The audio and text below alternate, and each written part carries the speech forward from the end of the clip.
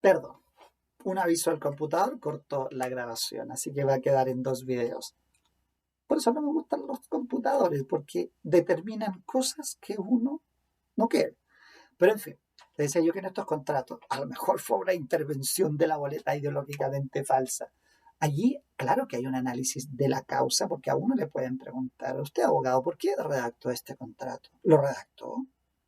Porque usted ha recibido honorarios, pero a lo mejor usted no redactó nada. ¿Y cuál sería entonces la razón de estar recibiendo honorarios? Usted generar una boleta. ¿Ven? ¿Mm? Ahí hay mucho de intervención obviamente que está involucrada la fe pública en todo esto, ¿cierto? Y por esa razón la ilicitud aumenta y a su vez disminuye el espacio de los particulares. Y por lo tanto la causa tiene allí una gran injerencia. Bueno, el resto es el código, 1467, causa real, causa lícita, que hay que manejar, al menos en esta dinámica simple. ¿Mm? Bien, bien. Bueno, vamos a aprovechar que este video ha comenzado para cerrar este caso y hablar un poquitito de la parte final del mundo del acto jurídico. Vamos a borrar acá.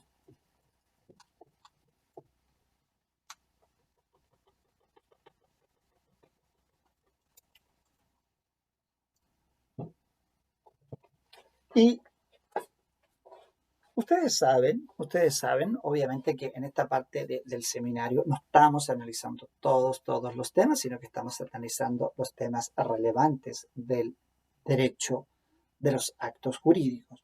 Y uno de los temas más relevantes con que cierra el tema de los actos jurídicos es la ineficacia.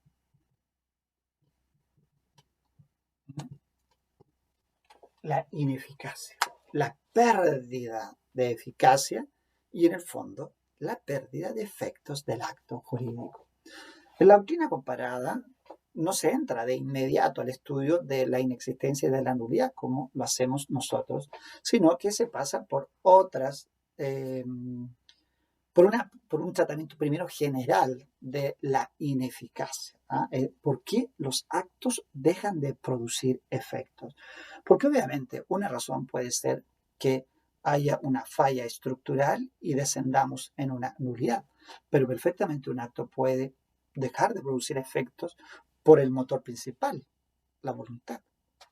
La resiliación, que es la voluntad de los que concurrieron en la celebración del acto, esta vez para dejarlo sin efecto, tiene todo el poder de hacerlo. Tiene todo el poder para modificar el acto, para hacerlo nacer y por supuesto puede tener también el mismo poder para terminar ese acto, para extinguirlo. Entonces, por eso es que la ineficacia es mucho más amplia. Puede quedar sin efecto un contrato si se produce lo que nosotros conocemos como el evento resolutorio, el evento que efectivamente una de las partes incumple el contrato y el otro entonces tiene el derecho de pedir la resolución, la facultad resolutoria que le llaman dentro de la doctrina comparada y que nosotros le llamamos condición resolutoria tácita, que debemos ser los únicos en el mundo, dice el profesor Peñailillo, que tenemos este tratamiento del incumplimiento como un evento condicional. En verdad, bueno, no hay que ser verdad, porque así lo tratamos y así debemos entenderlo, pero en la doctrina comparada se habla de la facultad resolutoria, es decir, el derecho que tiene una de las partes si sabe que aquí hubo un incumplimiento y yo no quiero continuar. Eso se puede, y lo permite el artículo 1489 y también queda sin efecto. Otro caso, piensen ustedes en la revocación del mandato. No me gustó este abogado, lo cambio. ¿Puedo revocar? Puedo revocar y dejo sin efecto. O sea, la ineficacia es mucho más amplia en términos de contenido que simplemente aplicarla a la nulidad o la inexistencia. Pero nosotros lo vemos desde allí porque es donde en este curso, en acto jurídico, radica su mayor importancia.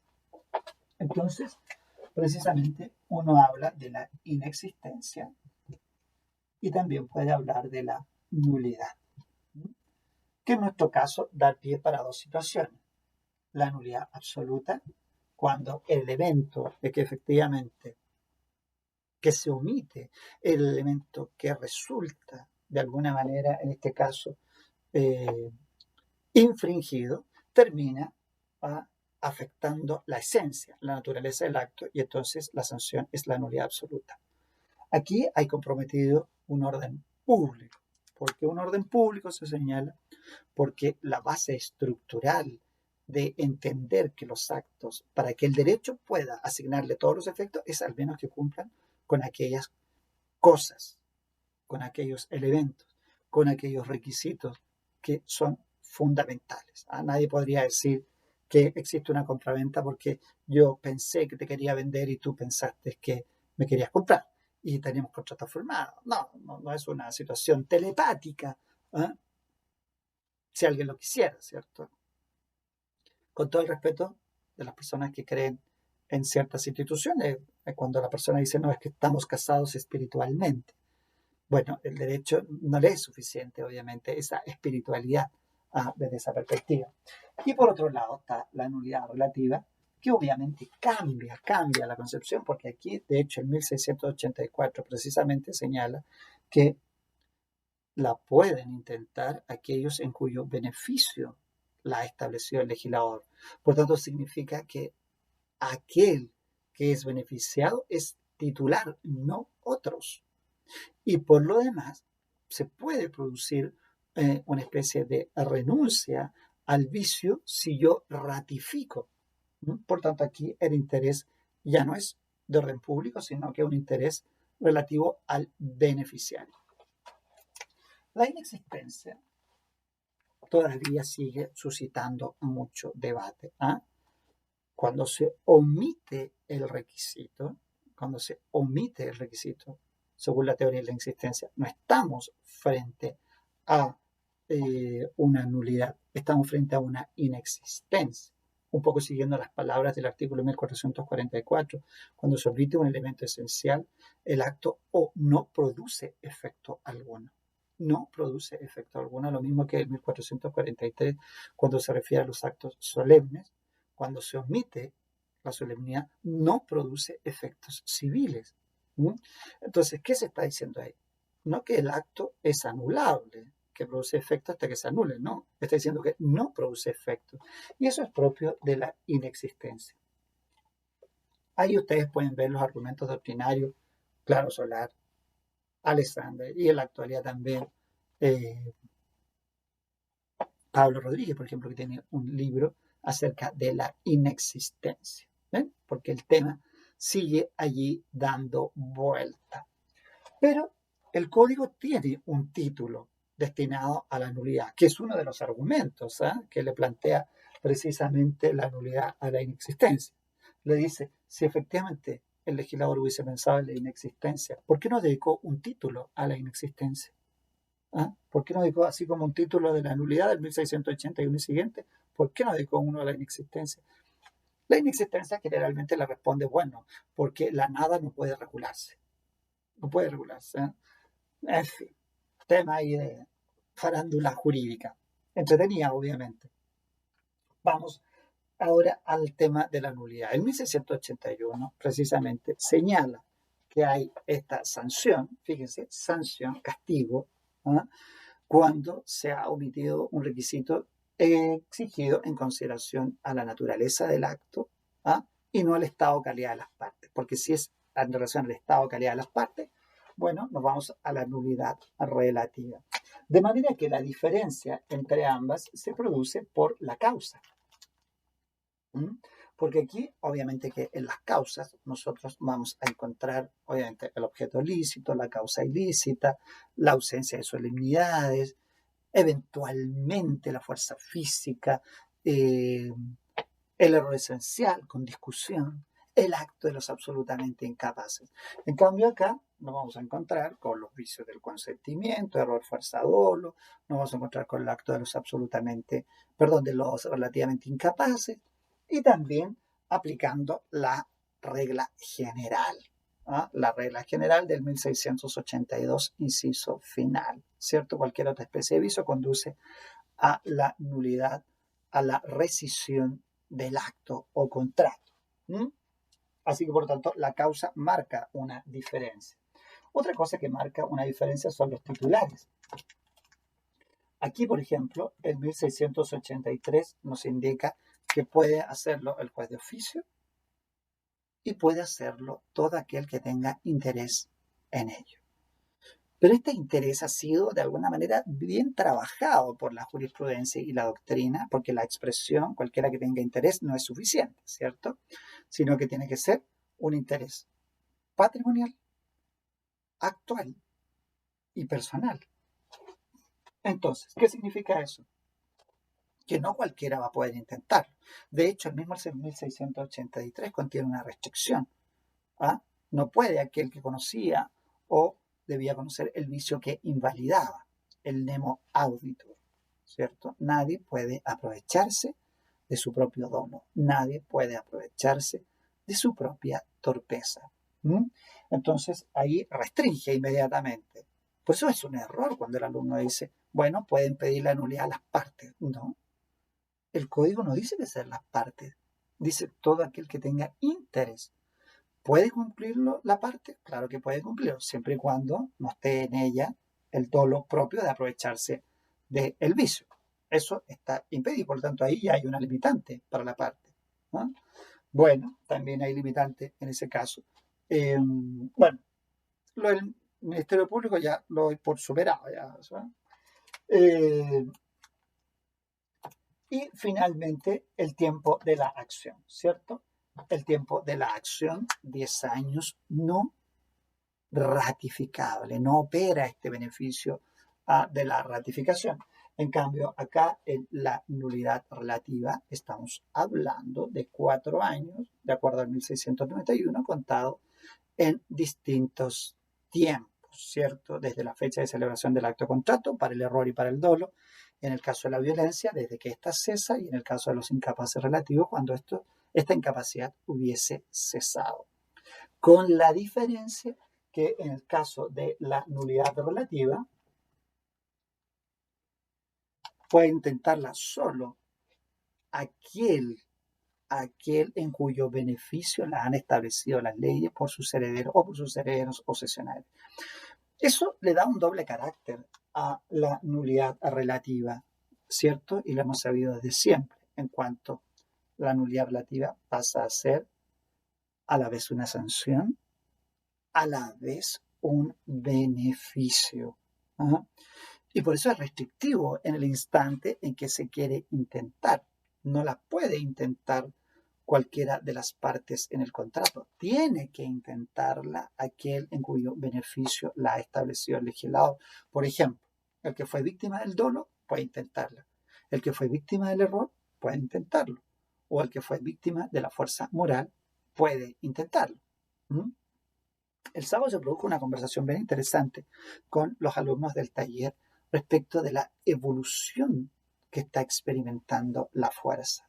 Esto de la fuerza física y de la fuerza moral, que hoy día, por ejemplo, estaría casi entrando en la dinámica, por ejemplo, de la vulnerabilidad que pueda tener la persona en el instante en que celebra un acto, la condición de vulnerabilidad, sobre todo a raíz de los casos en que se ha producido, por ejemplo, ciertos abusos o cierta contratación en la que estaba de por medio la vulnerabilidad de la víctima, en este caso de la fuerza. Es un concepto para trabajarlo y para ver también, incluso desde el punto de vista de la psicología, si nos estamos enfrentando a lo mejor a los tiempos en que la persona puede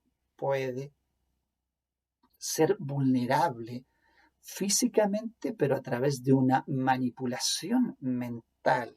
Pensábamos en el caso, por ejemplo, de Antares de la Luz. Y en circunstancias que esa fuerza, o también es lo que significó, por ejemplo, para algunas personas, firmar contratos de artísticos, por ejemplo, en los que la fuerza influyó en que la persona celebrara el contrato artístico. Es interesante en ese punto este evento. Bueno, producida producía la nulidad en el sentido de que efectivamente tenía causa, estaba el titular y efectivamente estábamos dentro del tiempo, los efectos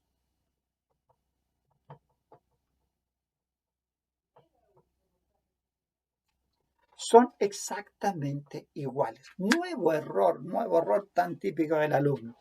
¿Es diferente el efecto de la nulidad absoluta y relativa? Sí, profesor. ¿Y por qué? No hay diferencia. Una de las características que tiene nuestro sistema de nulidad, o varias, entre ellas dos fundamentales, que tiene la nulidad, es que mientras no se declare la nulidad, el acto produce todos sus efectos. Primera característica. Y segunda, que producida la nulidad en sentencia ejecutoriada, los efectos son exactamente iguales, tanto para la nulidad absoluta, tanto para la nulidad relativa. Y esos efectos de la nulidad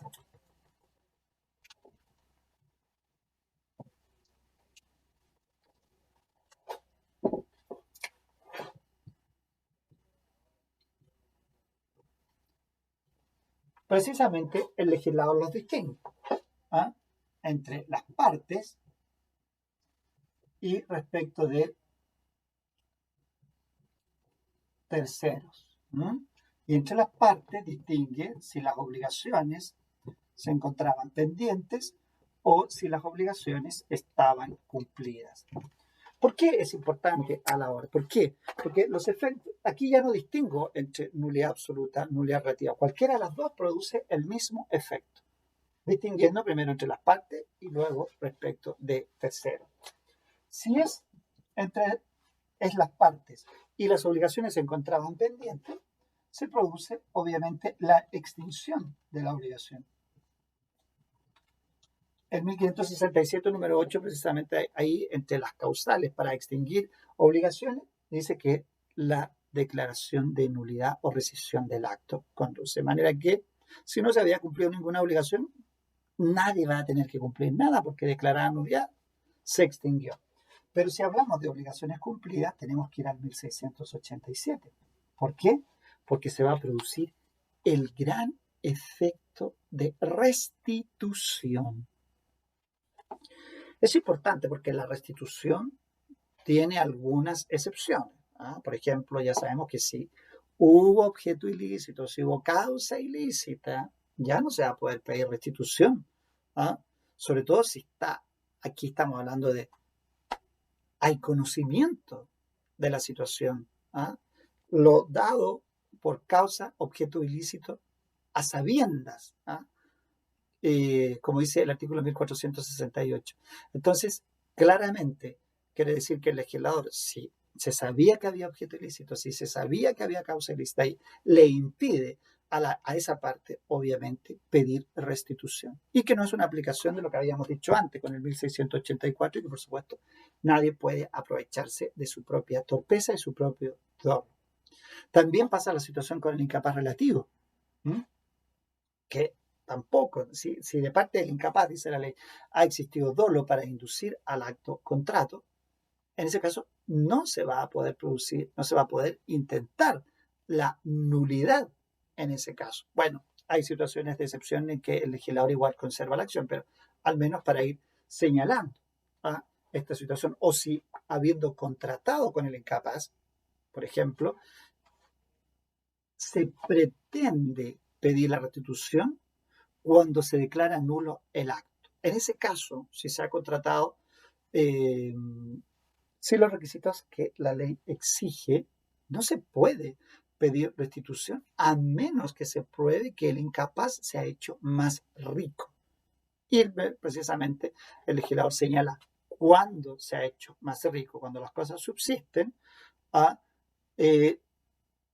y se quiere retenerlas, o se quisiera, habla en términos potenciales, se quisiera retenerlas. Bueno, situaciones de excepción, que quiero que la revisen. ¿Por qué?